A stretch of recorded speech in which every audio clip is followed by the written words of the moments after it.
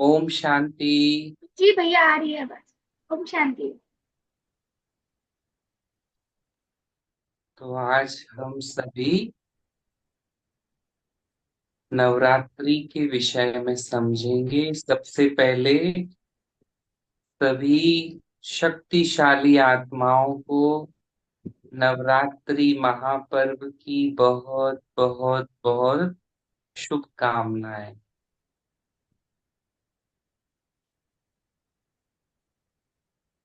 और आज के सेशन में आप लोग भी बोलेंगे, तभी हम आगे बढ़ेंगे। तो जी भैया। सबसे पहले मुझे बताएं कि आप नवरात्रि क्यों मनाते हैं और देवियां कौन हैं। इस प्रश्न का आंसर दीजिए, कोई भी।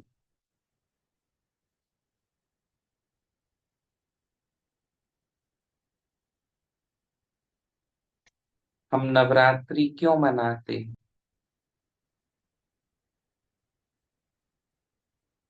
देवियां कौन हैं, इन 9 पवित्र दिनों में हम किसका आवाहन कर रहे हैं।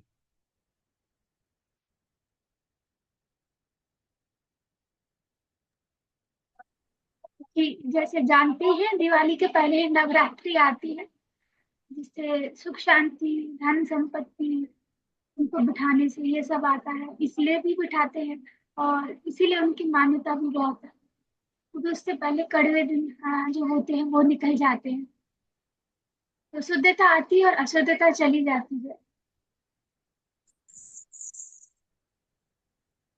तो हमें अभी तक हम इस प्रकार से समझते थे, लेकिन परमात्मा ने हमें जो बताया कि शक्तियां क्या है जो आपके अंदर, हम सभी आत्माओं के भीतर जो दिव्यता छुपी हुई है, जो देवत्व छुपा हुआ है, उस देवत्व को जगाना, उसे जागृत करना, उसी की सभी शक्तियों को जगाना, उसी की यादगार में हम नवरात्रि मनाते हैं। तो सबसे पहले नवरात्रि का भाव समझते हैं। केवल 2 ही रात्रि मनाई जाती है, एक शिवरात्रि और दूसरी नवरात्रि। तो रात्रि शब्द इन दोनों में ही लगा हुआ है।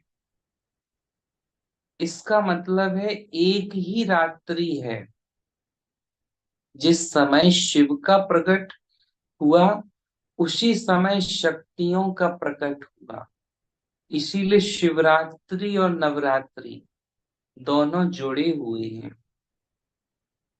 आपको लेकर चलते हैं, जब कल्प में, पिछले कल्प में जब ये घटना हुई थी, जब आज से 5,000 वर्ष पूर्व परम धाम से परमात्मा शिव का अवतरण हुआ था इस भूमंडल पर, इस पृथ्वी पर। उस समय इस पृथ्वी पर घोर अंधकार छाया हुआ था।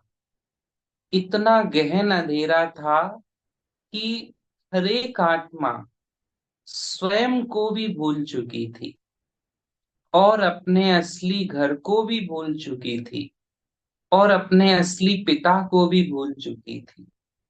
ऐसे समय पर जब सभी अज्ञानता के चरम पर थे, उस समय परमात्मा शिव का पृथ्वी पर आगमन होता है। और जब परमात्मा उस रात्रि में, तो उस रात्रि को शिवरात्रि कहा जाता है। परमात्मा विश्व परिवर्तन के लिए हमें हमें पहचान देते हैं कि तुम कौन हो। और इसके बाद वो कहते हैं कि अगर तुम्हें देवता बनना है तो अपने अंदर दिव्य शक्तियों को जगाओ। तो फिर भगवान शक्तियों को, कन्याओं को चुनते हैं विश्व परिवर्तन के कार्य के लिए। इसलिए आज तक भी नवरात्रि के टाइम पर कन्याओं का पूजन होता है। लोग ढूंढते हैं कन्याओं को, क्योंकि भगवान ने इतने ऊंचे कार्य के लिए किसका चुनाव किया था? विश्व बदलने के लिए, देव युग लाने के लिए परमात्मा ने किसका आवाहन किया था? कन्याओं का। आज तक भी इस वजह से कन्याओं का पूजन हो रहा है। जरूर कन्याओं के द्वारा कुछ विशेष कार्य अतीत काल में हुआ होगा, परंतु अभी वो कन्या शक्ति नहीं बनी थी। फिर भगवान ने उस कन्या को कहा कि अब तुम अपने अंदर के जो विकार हैं उन पर विजय प्राप्त करो और अपने अंदर की शक्तियों को जगाओ। अपने अंदर की आठों शक्तियों को जगाओ। जब ये आठों शक्तियां जाग जाएंगी तब तुम्हारे अंदर अष्ट सिद्धि आ जाएंगी और तुम पूजनीय बन जाओगी। और इसके लिए तुम्हें शिव से जुड़ना पड़ेगा, तभी तुम शिव शक्ति कहलाओगी। और फिर उनका पूजन शिव शक्ति के रूप में होता है। अंदर ये जो शक्तियां हैं, जब तक हम इन्हें जागृत नहीं करेंगे तब तक हम विकारों पर विजय प्राप्त नहीं कर सकते हैं। तब तक वापस देव युग नहीं आ सकता है। हमारे ज्ञान और योग का यही उद्देश्य है कि हमारे अंदर की आठों सिद्धियां जाग जाएं, क्योंकि हम सबको इस समय शक्तियों की जरूरत है। हर आत्मा को शक्ति की जरूरत है। दैनिक जीवन में आप नजर डालिए, प्रकाश डालिए, आप देखिए आपको कौन कौन सी शक्ति की जरूरत पड़ती है। कोई आपसे बुरा बोल दे तो आपको अशांति आ जाती है, क्योंकि अंदर क्या नहीं है? कौन सी शक्ति नहीं है?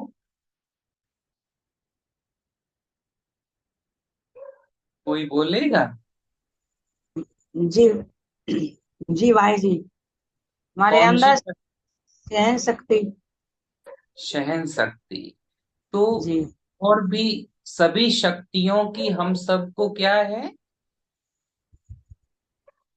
जरूरत है जरूरत। किस किस को जरूरत है शक्तियों की? हाथ उठाओ। हम्म। बस एक माता जी को जरूरत है, बाकी सबको जरूरत है। तो शक्तियों की जरूरत किस किस को है? सभी को है। और क्योंकि बिना शक्तियों के हम जीवन में कुछ भी प्राप्त नहीं कर सकते, जीवन को आनंद पूर्ण नहीं जी सकते हैं। तो भगवान कहते हैं कि अपने अंतर की शक्तियों को जगाओ, क्योंकि बाहर की शक्तियां तो बहुत लोगों के पास हैं, पर अंतर की शक्तियों की अभी कमी है। आत्म शक्ति की कमी है।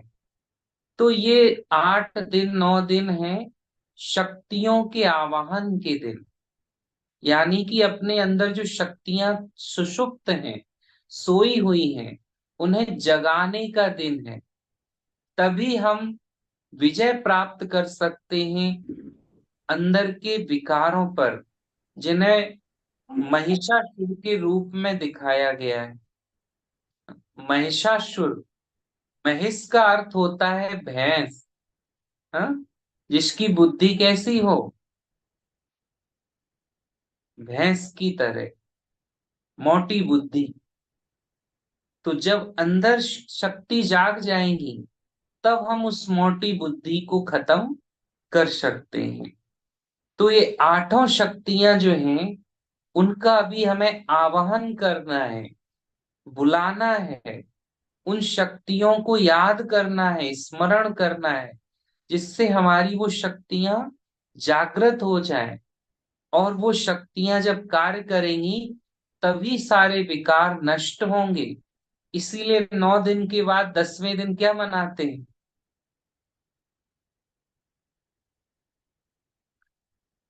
9 दिन शक्तियों का आह्वान किया, फिर 10वें दिन किसे जलाया? रावण को भाई जी। तो जब तक आपकी शक्तियां नहीं जागेंगी तब तक रावण मरने वाला नहीं है। जब तक आपकी शक्तियां नहीं जागेंगी वो 10वें दिन मरेगा। यानी पहले ये 9 दिन हमें अपनी अष्ट शक्तियों को जगाना है। जब ये आत्मा जगा लेंगी सभी आत्माएं, तभी रावण का राज खत्म हुआ। तो उसका यादगार है दशहरा। शक्तियां जगाने का यादगार है नवरात्रि का पर्व। जितने भी पर्व और त्योहार मनाए जाते हैं ये सभी यादगार हैं कि अतीत काल में कुछ घटनाएं हुई थी और उन एक एक घटनाओं से एक एक त्योहार जुड़ा हुआ है। तो ऐसे पिछले कल्प में जब भगवान ने शक्तियों को जगाया था, हमारे अंदर की दिव्यता को जगाया था, तो उसी की यादगार में नवरात्रि का पर्व मनाया जाता है। और भगवान ने अंदर के रावण को जलवाया था शक्तियों की द्वारा, तो उसकी यादगार में दशहरा का पर्व मनाया जाता है। तो सबसे पहली शक्ति कौन सी है, याद है? जब आपको ज्ञान प्राप्त हुआ, परमात्मा से ज्ञान प्राप्त हुआ, उस ज्ञान से आप में सबसे पहली शक्ति कौन सी आई? विस्तार को संकीर्ण करने की। तार को सार में लाने की। हम्म। क्योंकि बहुत विस्तार में हम जीते थे, सार को नहीं समझते थे। लेकिन भगवान ने कहा कि अब सार सार को समझो, जो चीज अच्छी है उसे ही ग्रहण करो। तो हमने क्या सीख लिया? खराब चीजों से हम डिटैच हो गए, अपने आप को दूर कर लिया, अलग कर लिया। तो ये जो अलग करने की शक्ति है ये हमें ज्ञान से पहली बार मिली। हम्म। तो पहली शक्ति आई कौन सी? विस्तार को सार में लाने की शक्ति। दूसरी शक्ति दूसरी शक्ति है भाई जी समेटने की शक्ति। समेटने की। तो फिर हमें अपनी बुद्धि को क्या करना आ गया? समेटने की। समेटना। और जैसे ही किसी चीज को समेट लिया जाता है तो उसकी ताकत बढ़ जाती है, उसकी शक्ति बढ़ जाती है। तो भगवान ने ये सिखाया कि किस तरह से हमें डिटैच होना है, माने कि मोह को किस तरह से विजय पाना है। जैसे ही आप सब तरफ से अलग होंगे तो आपका जो ध्यान है वो एक जगह समेट सकते हो, केंद्रित कर सकते हो। नहीं तो हम ध्यान को, बिखरा रहता है हमारा ध्यान, एकाग्र नहीं होता है। तो समेटने की शक्ति मतलब अपने आप को समेट लेना, चारों तरफ से समेट कर अपने असली बिंदु स्वरूप पर केंद्रित कर लेना।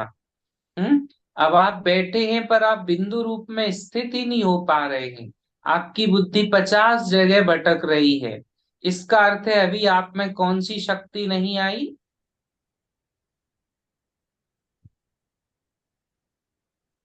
समेटने की।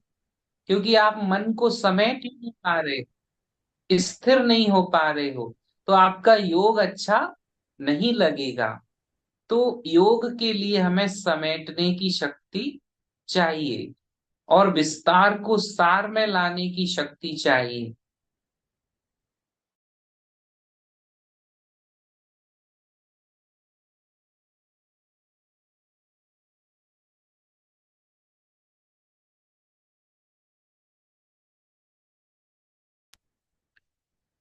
जीवन में कौन सा क्षण अंतिम क्षण हो, इसलिए यहां से बुद्धि को समेटना है और केवल अच्छी चीजें ही बुद्धि में रखनी है। जीवन एक यात्रा है और यात्रा में हमेशा ही कौन सा सामान लेके जाते हैं, जो सामान यूजफुल है, या पूरा घर लेके जाते हैं।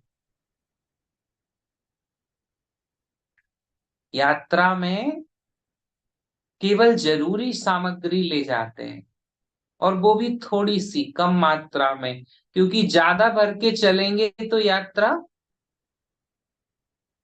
सुखद होगी।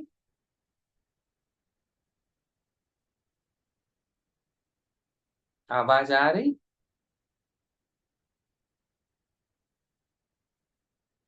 ऐसे ही जीवन की यात्रा में हमें अनावश्यक चीजों को छोड़ते जाना है और अपनी बुद्धि की अटैची में केवल आवश्यक बातों को ही लेकर के चलना है।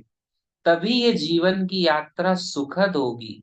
हमें पता होना चाहिए कि इस संसार से मुझे क्या समेटना है, क्या नहीं समेटना है, और अपनी बुद्धि को किस तरह से समेटना है और किस तरह से अपनी आत्म स्वरूप पर केंद्रित करना है। तभी आपका योग अच्छा लगेगा। जब आपके अंदर ये शक्ति होगी, तभी आप अपने को परिस्थिति के प्रभाव से बचा पाएंगे। अन्यथा आप भी परिस्थिति के इफेक्ट में आ जाएंगे।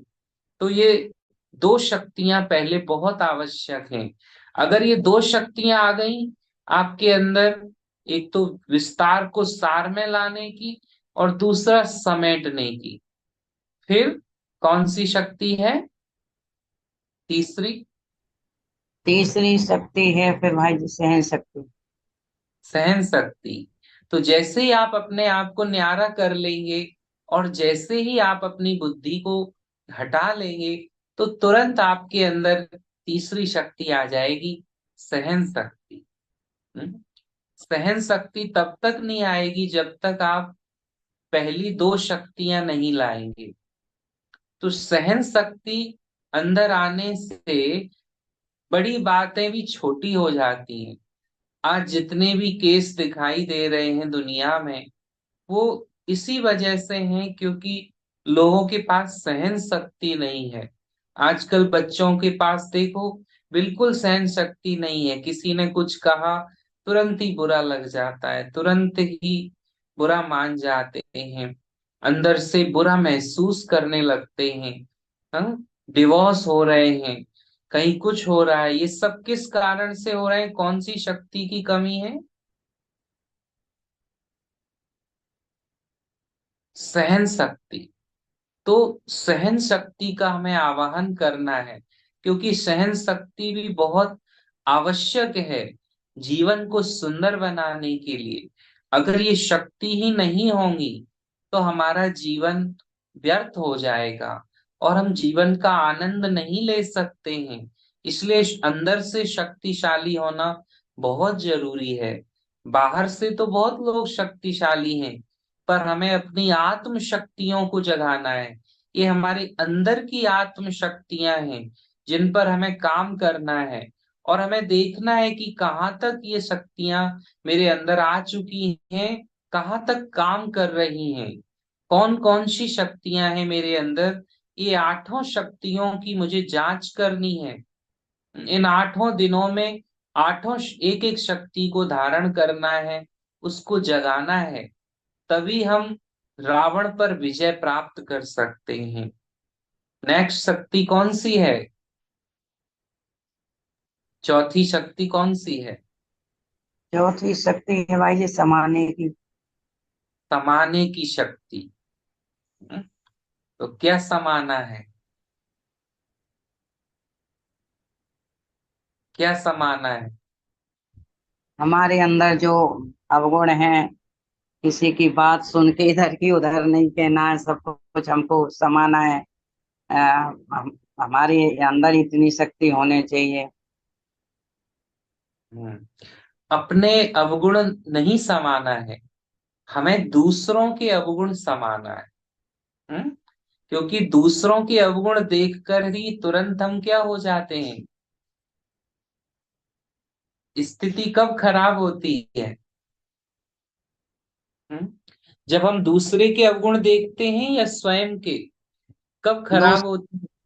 दूसरे के अवगुण भाई जी। दूसरे के अवगुण देखते हैं। तो हमें दूसरों के अवगुणों को समाना आना चाहिए, वो भी उस क्षण के लिए। हम्म मतलब हमेशा के लिए तो आप नहीं समा सकते किसी के अवगुणों को, लेकिन कुछ समय के लिए आपको समाना होता है। जैसे उदाहरण देता हूं, आप घर में हैं और कोई आपको आकर के कुछ बोलने लगा, आपके बारे में गलत बोलने लगा, तो थोड़ी देर के लिए अगर आपको उससे अच्छा व्यवहार करना है तो क्या करना पड़ेगा? उसकी कही गई बातों पर सहन भी करना पड़ेगा और समाना भी पड़ेगा। इसमें मैं ज्यादातर एक उदाहरण देता हूं कि एक घर में अभी अभी बंटवारा हुआ था। हम्म और सारी चीजें बट गई थी, केवल एक बेलन रह गया था। तो दोनों बहुएं आपस में बेलन को अपनी अपनी साइड खींच रही थी। वो कह रही थी कि बेलन मैं लूंगी, वो कह रही थी मैं लूंगी। सास भी बैठी थी पास में।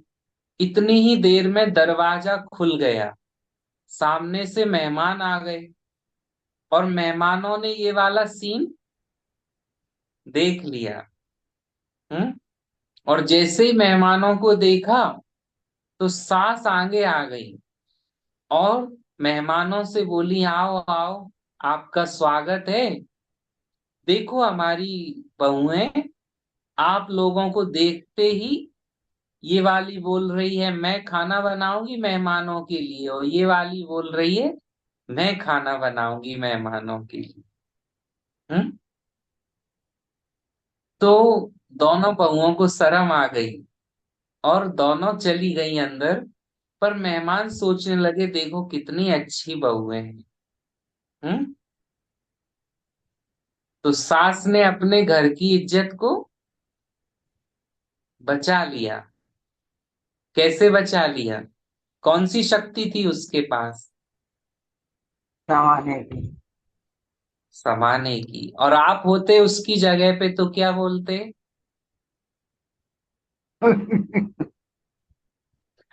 आप होते उसकी जगह पे तो क्या बोलते? देखो कैसी बम्बें लड़ रही हैं हमारे घर में। तो ये इसके लिए क्या चाहिए? कौन सी जमाने शक्ति चाहिए? जमाने समाने। की शक्ति। हाँ, किसी के भी अवगुण दिख जाते हैं तो तुरंत हम वर्णन करने लगते हैं, उसको समाते नहीं। ये भी तो सोचो, छोटे हैं तो गलतियां तो करेंगे ना, ना समझ हैं तो गलतियां तो करेंगे, उनको ज्ञान तो नहीं है ना।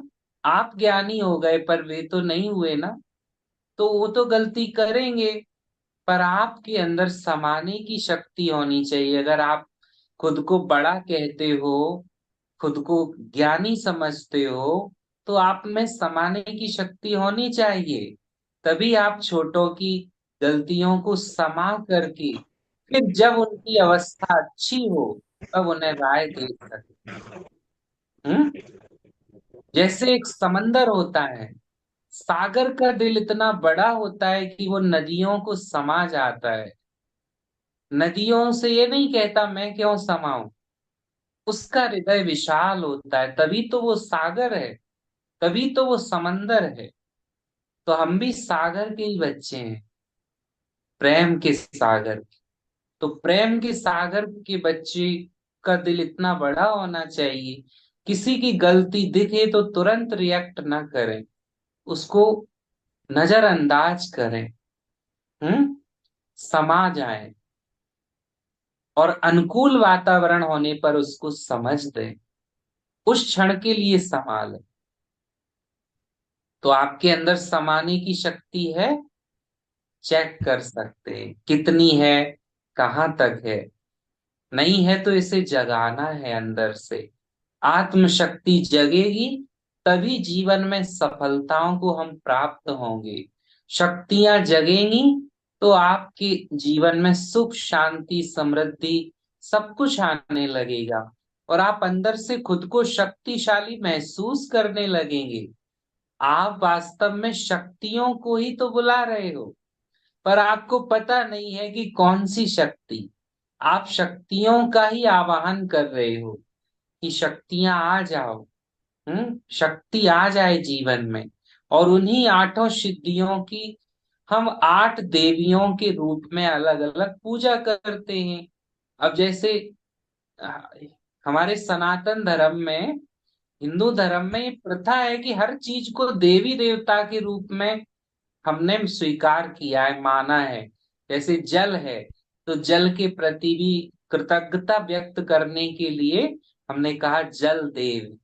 हम्म जल देव। वायु है वायु देव, पवन देव। हर चीज को धरती माता, हर चीज को, कोई भी वस्तु, कोई भी चीज जिससे हमें कुछ मिल रहा है उससे हमने देवी देवता कहा। हम्म और भी आप देखें, जो भी हम लोग गाय को भी माता कहते हैं। इसी प्रकार जो अंदर की शक्तियां हैं आत्मा की, उनको भी हमने माता कहा। हम्म और उन्हें भी हमने देवियों के रूप में उनको प्रदर्शित किया, चित्रों के रूप में। जो आंतरिक शक्तियां हैं, अंतर की शक्तियां, आत्म शक्तियां हैं, उनको अब अंदर की शक्ति को कैसे दिखाएं, कैसे चित्रण करें उसका। तो चित्रकार के सामने किसी ने जाके बोला कि भाई, जो अंदर शक्ति है आत्मा में उसका चित्र बनाओ। तो चित्रकार भी सोच में पड़ गया कि कैसे चित्र बनाऊं। अगर मैं ऐसा ही बना दूंगा तो ये तो समझेंगे ये तो इसने एक मामूली सी महिला का चित्र बना दिया। तो उसने अलग अलग तरह से उनको हाथ लगाए। जैसे आठ शक्तियां हैं तो आठ हाथ लगा दिए। उन हाथों में कुछ ना कुछ प्रतीक के रूप में ज्ञान के अस्त्र शस्त्र दे दिए। तो इस तरह से वो शक्तियों की पूजा होने लगी। लेकिन वो क्या है वो शक्तियां, वो आज तक भी किसी को मालूम नहीं। अपनी में तो पूरा है अपने ब्रह्मा कुमारी ग्रुप में 8 जना हुआ। और उन शक्तियों को कैसे जगाया जाए ये भी किसी को नहीं मालूम। तो भगवान आकर उन शक्तियों को जगाने की विधि और सिद्धि हमें सिखाते। जब ये आत्म शक्तियां जाग जाती हैं तो हमारा देवत्व हमें वापस मिल जाता है, और हम वापस से देवी देवताओं के स्वरूप में चले जाते हैं। तो अभी तक हमने चार या तीन शक्तियों के बारे में बात कर ली। नेक्स्ट शक्ति कौन सी है? चौथी या जहाँ पांचवी? हम्म चौथी शक्ति है भाई जी। चौथी कौन सी है? जांच मतलब जांचने परखने की परखने परखने की शक्ति। परखने की शक्ति। तो इस परखने की शक्ति का तो प्रयोग कितना होता है? हर जगह इसका प्रयोग होता है, क्योंकि बिना परखे तो कोई काम होता ही नहीं। होता ही नहीं है। माया भी आपके सामने आएगी तो आपको क्या करना पड़ेगा? रावण भी आया सीता मैया के सामने तो वो परख नहीं पाई। हम्म किस वेश में आया था? साधु के विष में। साधु के वेश में। तो परख शक्ति कम थी त्रेता युग की आत्माओं के पास। लेकिन जो सतयुग की आत्मा होगी उसकी पूरी परख शक्ति जागृत होगी। वो तुरंत परख लेगी कि ये माया का रूप है जो बदल कर आया है। परख शक्ति हमारे अंदर होनी बहुत आवश्यक है।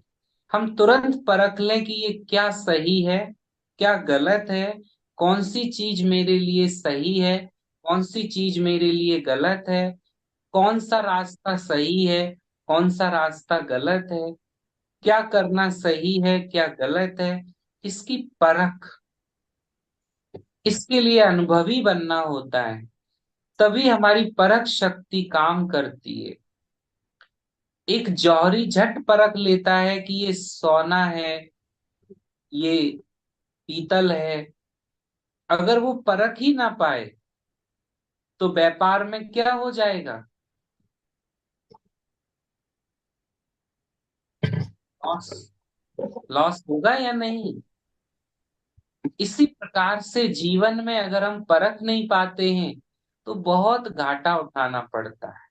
हर जगह घाटा मिलता है, हर जगह अनसक्सेस होते हैं।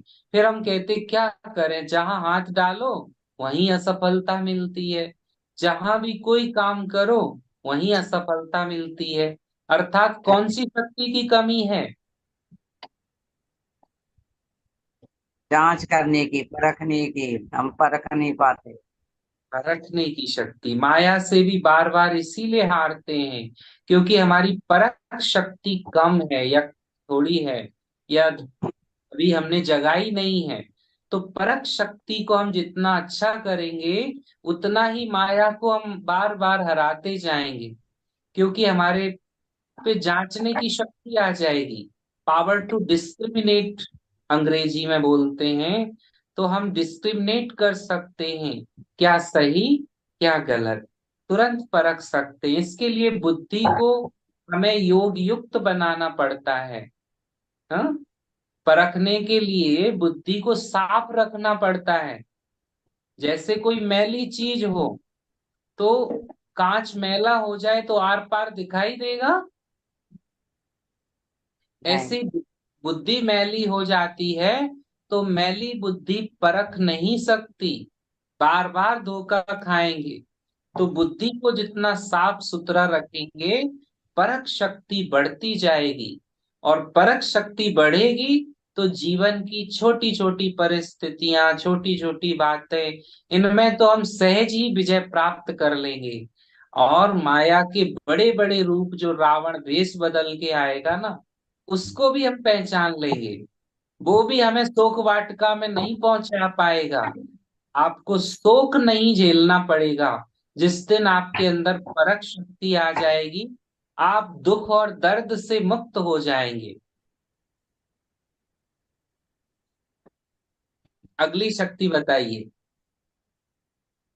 निर्णय करने की शक्ति। निर्णय करने की शक्ति। भाई हम्म। ये छठ की शक्ति है, छठ में। एक चित्र भी लगा देते, सबको दिखता रहता। मुस्कान बहन, तो तराजू का दिखाया है, निर्णय में क्या दिखाई है?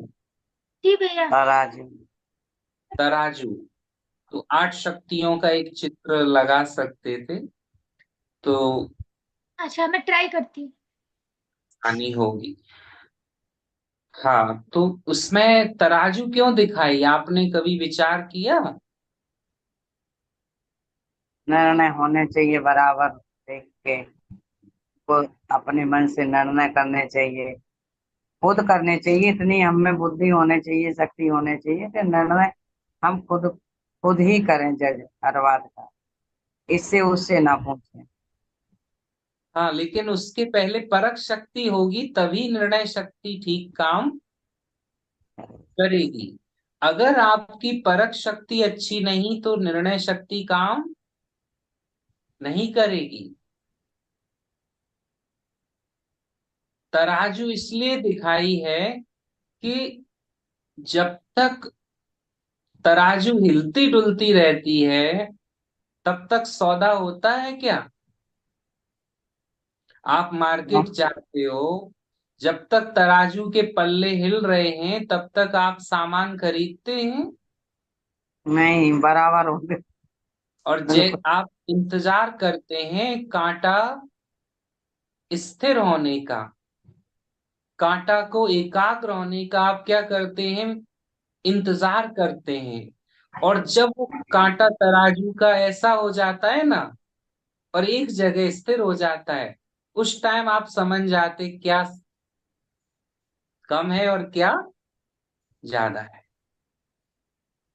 तो कुछ समझ आया इससे? जी भाई किस जी। किस प्रकार हमारी निर्णय शक्ति कार्य करती है। हम अंदर से अपनी बुद्धि को स्थिर करें।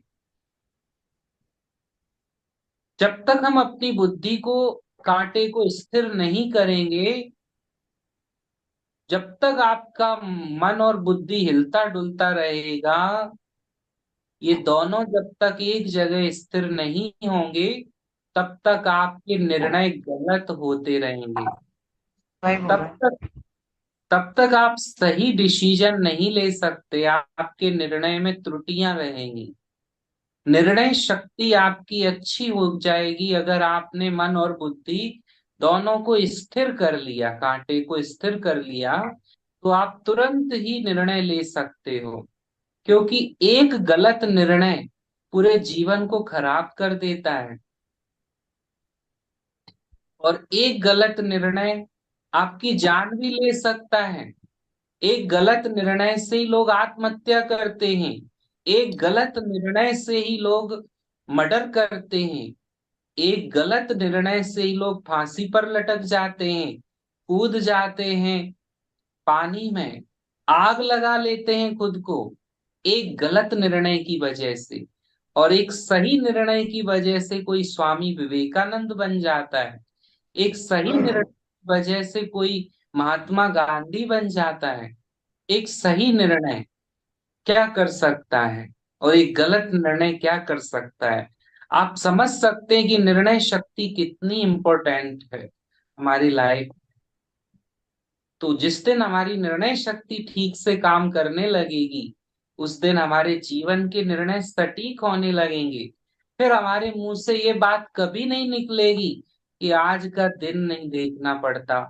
अगर मैंने अतीत में सही निर्णय लिए होते तो आज का ये दिन न देखना।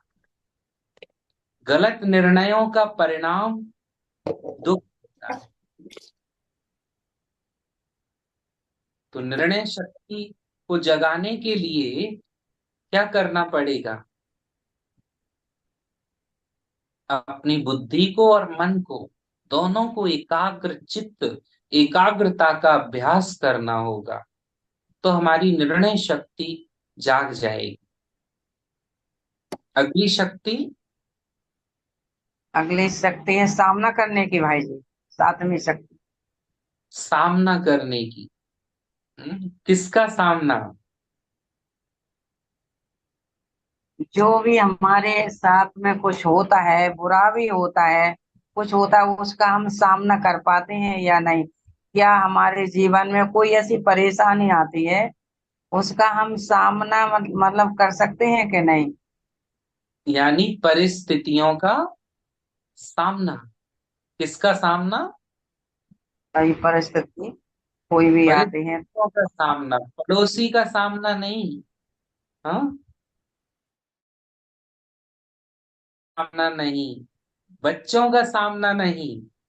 सामना करना है विपरीत परिस्थितियों का। जिन परिस्थितियों में हम घिर जाते हैं और वो परिस्थितियां हमें तोड़ डालती हैं। विपरीत परिस्थितियां मनुष्य को तोड़ देती हैं। आपके जीवन में बार बार कठिन और विपरीत परिस्थितियां आए तो आप अंदर से टूटने लगते हैं। हम्म? आप उस वक्त का सामना नहीं कर पाते हैं। आप उन परिस्थितियों में हारने लगते हैं। क्योंकि सच्चे व्यक्ति के आगे बहुत सारी बातें आती हैं। जब आप सच्चाई के रास्ते पे चलते हो तो बहुत बातें आती हैं, और कई बातें ऐसी आती हैं जो कि आपको तोड़ने वाली होती हैं, आपको अंदर से झकझोरने वाली होती हैं। या तो आप सत्य को छोड़ो, या तो आप गलत राह पे कदम बढ़ाओ, या फिर अपने सामना करने की शक्ति को जगाओ। कोई सगा संबंधी शरीर छोड़ता है तो भी आप टूटते हैं। कोई आप जिससे बहुत प्रेम करते हैं वो दूर हो जाता है तो भी आप टूटते हैं। कोई रिश्ता जिससे आपने बहुत अपेक्षाएं की थी, उम्मीदें लगाई थी, वो दूर हो जाता है तब भी आप अंदर से टूटते हैं। इन सब परिस्थितियों में विजय पाने के लिए आपको अपने अंतर की शक्ति जगाना होगा, जिस शक्ति का नाम है कौन? सामना। सामना साम, करने। तो इसके लिए क्या करें? हमेशा एक बात ध्यान रखें कि मैं कौन हूं। मैं कौन? आत्मा। आत्मा हूं। और जो जिसको मैं अपना समझ रहा था, ये भी कौन है? ये भी आत्मा ही है। जिसको मैं समझ रहा हूं ये मर गया, वो भी कौन है? क्या वो मरा है वास्तव में? ये नहीं, बस उसकी जगह बदल गई। तो ये सही। आत्म ज्योति को जगा के रखना, अपनी आत्म शक्ति को जगा कर रखना, अपनी आत्म ज्योति को जगाए रखना, ये विपरीत परिस्थितियों के तूफानों में हमें विजय दिला देती। और हम बड़ी बड़ी परिस्थितियों का भी सामना कर जाते हैं। हम्म। तभी तो आजकल तो लोग कहने लगे, ओम शांति वाले कहते अम्मा मरे तो हलवा खाना। हम्म। इसका क्या मतलब है? क्योंकि कई बाबा के बच्चों में ये शक्ति है, उन्होंने बड़ी बड़ी परिस्थितियों को झेल लिया। हम्म। पिछली टाइम एक रीटा बहन है बॉम्बे की, तो उनका लड़का बहुत बड़ा एक्टर था, अभिनेता, बड़ा पॉपुलर था, सिद्धार्थ फिर शुक्ला नाम था उसका। तो उसने, जवान लड़के ने शरीर छोड़ा, तो उसकी माँ डेली जाती थी सेंटर पर। तो उसको मतलब एक ही लड़का था और वो भी शरीर छोड़ के चला गया, पर उसकी अवस्था खराब नहीं हुई। मतलब इतनी बड़ी परिस्थिति, लेकिन पति तो पहले ही चला गया, लेकिन वो लड़का ही एक सहारा था। अच्छा, प्रसिद्ध हो गया था, इतना बड़ा एक्टर बन गया था, लाखों करोड़ों पैसे कमाता था, और वो बाबा से जुड़ी थी। पर बच्चे को भी मधुबन लेके गई थी, वो मधुबन होकर भी आया था। तो उसने जब शरीर छोड़ा, तो उसकी माँ की आंख में एक आंसू नहीं आया। और ये बात देख करके मीडिया वाले चकरा गए, और उनको लगा ऐसी कैसी माँ हो सकती है, माँ तो ऐसे कर ही नहीं सकती इसी परिस्थिति में। पर फिर उन्हें पता चला कि ये ब्रह्मा कुमारी इसमें जाती हैं और ये राजयोग का अभ्यास करती है। तो सारे मीडिया वाले सेंटर पर आ गए और सेंटर को दिखाने आए। तो उस आत्मा ने कौन सी शक्ति धारण की थी? सामना करने की। और उस सामना करने की शक्ति की वजह से उसने किसको प्रत्यक्ष किया? अपने आप। परमात्मा। उसकी वजह से लोग कहाँ पहुंच गए? आश्रम उसने पे ब्रह्म। सामना करने की शक्ति को धारण किया। तो लोगों को ये प्रश्न उठा कि इसमें इतनी क्षमता, इतनी आस, शक्ति कहाँ से आई? तो उसे पता चला ब्रह्मा कुमारी से जुड़ी है। अब ब्रह्मा कुमारी में ये शक्ति कौन दे रहा है? वो ढूंढने परम के लिए मीडिया वाले कहाँ पहुंच गए? आश्रम पे ब्रह्म कुमारी आश्रम। तो जब ऐसी शक्तियां हम सबके अंदर आ जाएंगी, तो हम भी किसे प्रत्यक्ष करेंगे? बाबा को प्रत्यक्ष करेंगे। जब ऐसी शक्तिशाली आत्माएं चारों ओर छा जाएंगी, तो भगवान प्रत्यक्ष होने लगेगा। भगवान की शक्तियां हमारे ही द्वारा काम करेंगी। यही है शिव की शक्तियां, जिन्हें जगाना है हमें, आत्म शक्तियां जो आत्मा में छुपी बैठी हैं, जिनका हमें 8 दिनों में आवाहन करना है, जिन्हें हमें जागृत करना है। जागरण का अर्थ क्या है?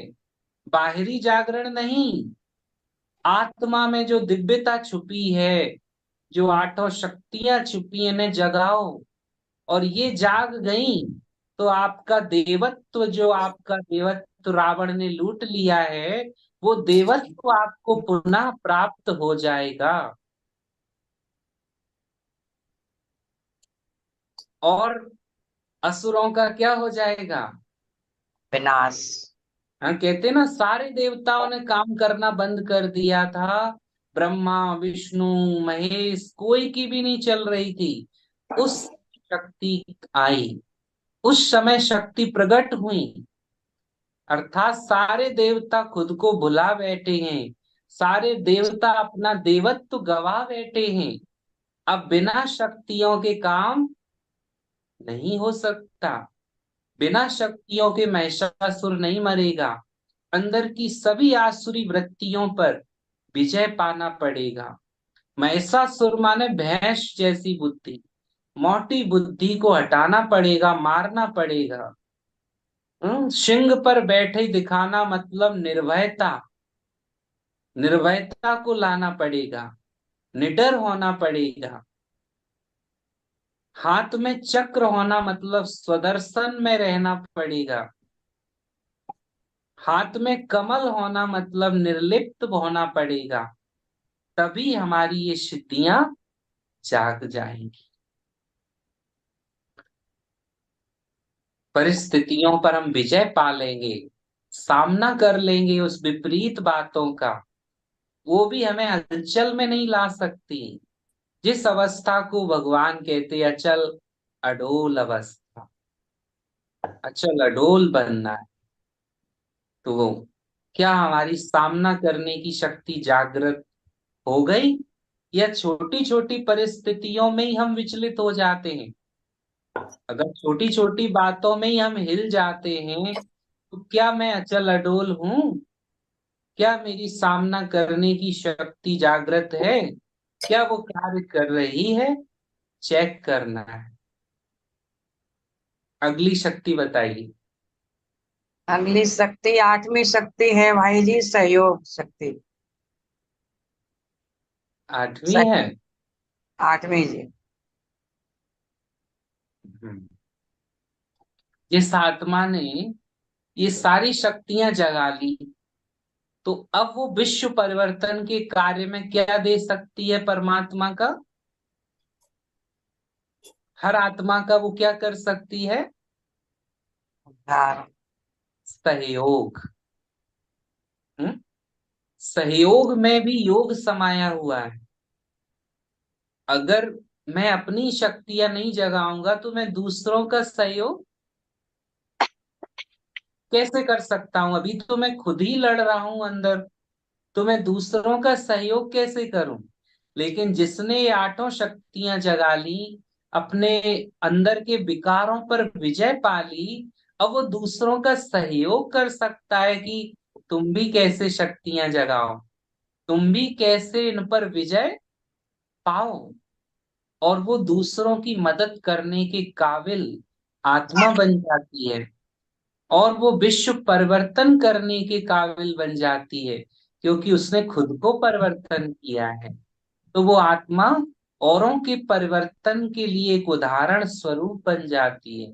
वो अन्यों का सहयोग करने लगती है, उन्हें देने लगती है। इसलिए देवी का एक हाथ कैसा दिखाया हुआ है? देने की मुद्रा। देवी का अर्थ ही है देने वाली। हम्म। तो क्या मैं देवी बन गई हूं? सम्मान सबको देती हूँ, प्यार सबको देती हूँ। क्या क्या देती हूँ? सहयोग सबको देती हूँ, दुआएं सबको देती हूँ। दिया जलाना मतलब दिया, प्रेम दिया, सम्मान दिया, सहायता दी, सहयोग दिया। तो ये वाला दिया हमें कहते जलाना है। देवी के आगे दिया भी जलाते हैं ना। तो जो आत्मा ने अपना आत्मा का दिया जला लिया, वो ये सब देने लग जाती है। इसी को सहयोग कहते हैं। वो हर ईश्वरी कार्य में सहयोग करने के काबिल बन जाती है। और जिसने अपनी जागृति नहीं लाई अंदर, शक्तियों को नहीं जगाया, तो वो दूसरों का सहयोग करने के लायक नहीं। उसमें सहयोग की शक्ति नहीं। उससे सहयोग की उम्मीद लगाना ही क्या है? गलत है। क्योंकि वो आत्मा अभी कमजोर है, उसकी शक्तियां जागी ही नहीं, वो क्या सहयोग करेगी? पहले योग युक्त होकर के उसकी शक्तियों को जगाना है। तो आठों शक्तियां समझ में आ गई।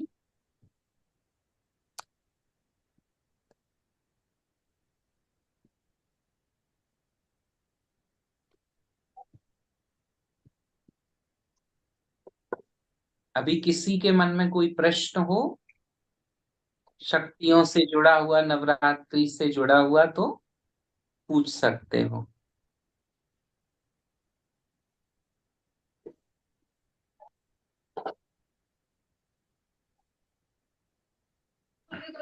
ओम शांति। किसी का कोई प्रश्न हो तो भैया से पूछ लीजिए।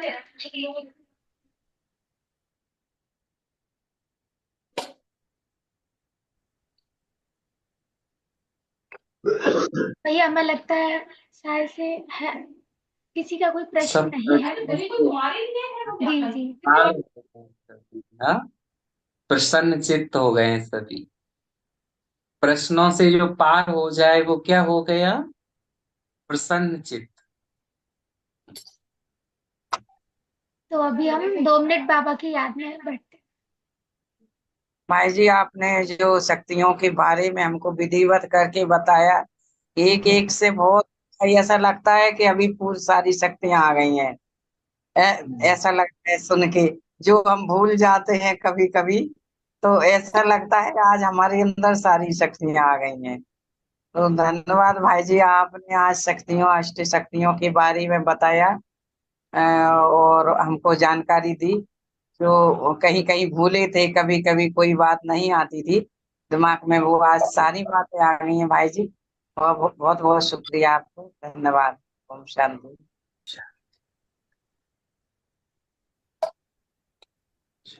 2 मिनट बाबा को याद।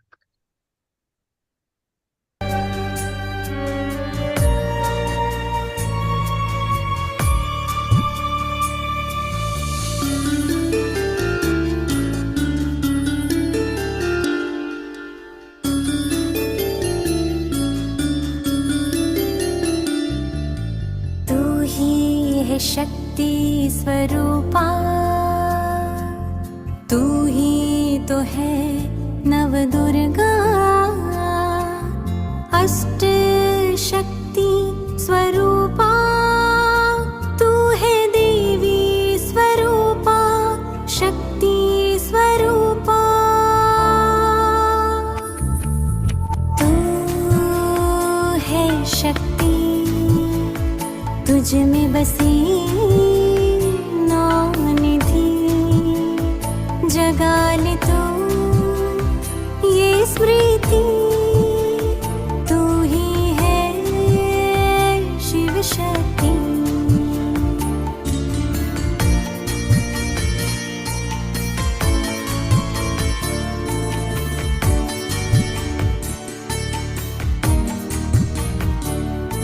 जो जग से रहती है न्यारी, वो आत्मा है सबकी प्यारी।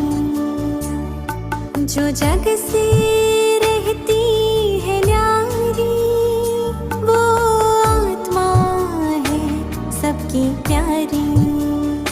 जो न होती प्रभावित कहीं, ये है संकीर्णता की शक्ति। पुरानी बातों को जो मन से निकाले,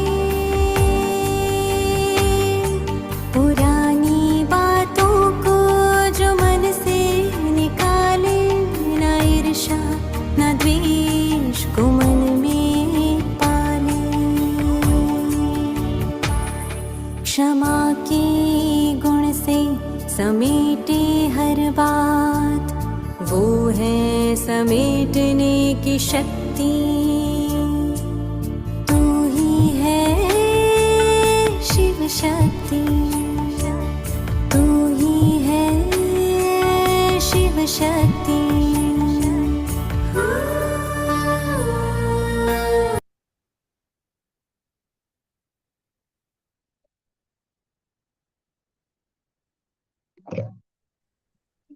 धन्यवाद बहुत बहुत भाई जी का। आज भैया ने बहुत ही अच्छी अष्ट शक्तियों के ऊपर फोकस कराया, और सभी भाई बहनों का भी बहुत बहुत धन्यवाद। सभी पुनः कल इसी टाइम से जुड़े। ओम शांति।